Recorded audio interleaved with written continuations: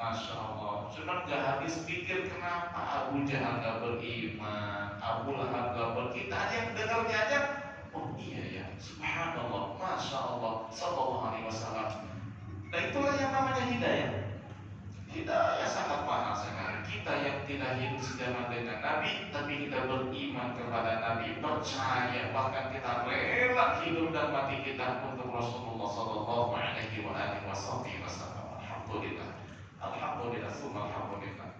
Maka jangan pernah mau begini. Seandainya aku hidup di zaman Rasulullah, mau ngapain? Akan aku jadikan hidupku untuk kepada Rasulullah? Belum tentu. Bisa jadi pengikutnya Abu Jahal, pengikutnya Abu Lahab, ya belum tentu ya. Udah syukuri nikmat yang sekarang ini, alhamdulillah ya. Karena Nabi sangat merindukan orang-orang yang semacam ini. Waditu anni ra'aitu ikhwani, kata Nabi. Duh, senang sekali seandainya aku melihat teman-temanku, saudara-saudaraku. Kata sahabat, alasna ikhwanaka ya Rasulullah, bukankah kami saudara-saudaramu? Kata Rasul, antum ashabi, kalian itu sahabatku. Walakinna ikhwani humul qawmul ladina yatuna ba'di amanu bi walam yarawni.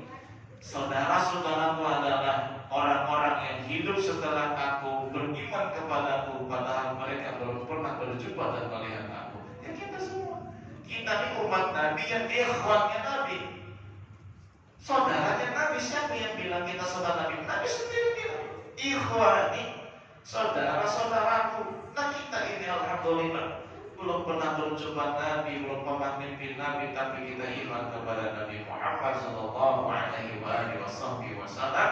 Bahkan merayakan peringatan Maulidnya begitu meriah. Belum datang bulan Maulid, sekarang sudah penggalangan dana buat Maulidan. Masya Allah. Ini karena apa? Karena ada dananya. Ya karena cinta kepada Nabi sallallahu alaihi wasallam. Begitu. Ya, susah kalau yang namanya cinta itu ya.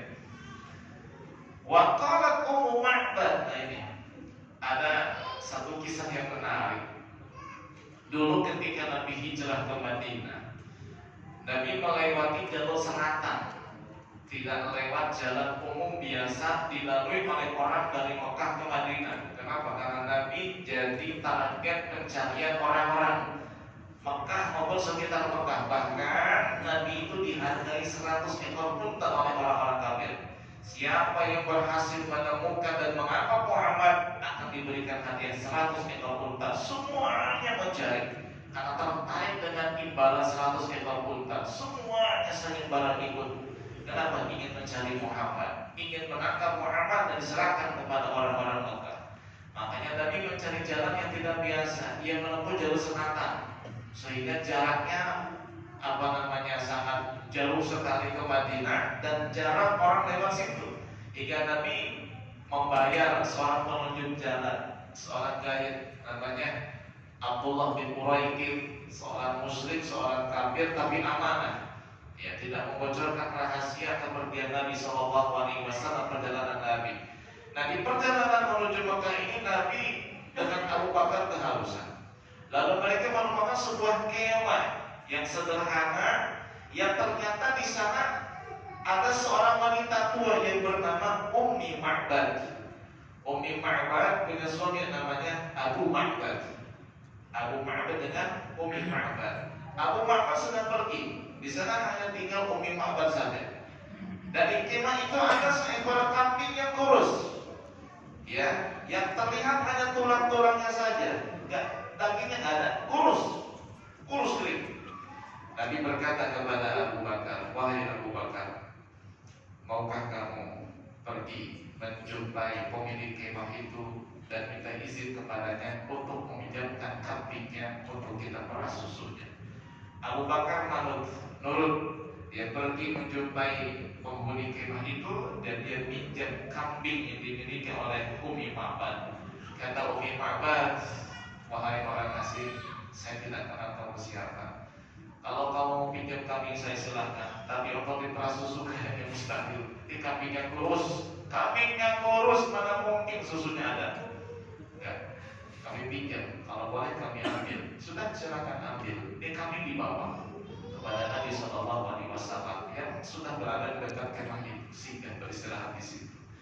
Kemudian kambing itu dipegang oleh Nabi, ininya apa namanya, susunya, ya, putihnya, diperas keluar air banyak sekali.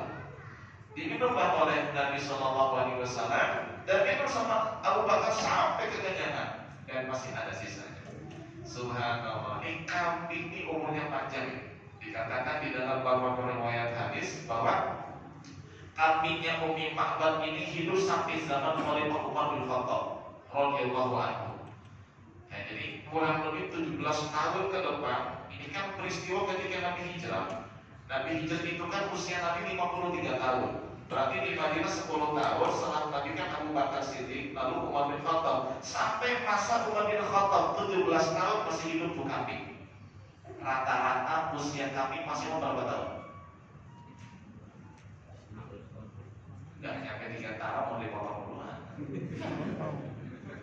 Jarang ya. Itu 17 tahun masih hidup. Dan satu keajaiban yang luar biasa. Di masa lupa terjadi kemarau panjang, kekeringan. Hewan-hewan sudah tidak mengeluarkan susu lagi. Hanya satu kambing yang masih mengeluarkan susu. Kambingnya Ummi Ma'bad. Kenapa? Karena dulu pernah disentuh oleh tangannya Nabi Shallallahu Alaihi Wasallam. Kalau orang-orang pada minum tuh susu dari kambingnya Ummi Ma'bad di masa krisis, di masa kemarau, di masa paceklik, pagebluk di zaman Umar bin Khattab radhiyallahu anhu. Berkah daripada sentuhan tangan Nabi besar Muhammad sallallahu alaihi wasallam.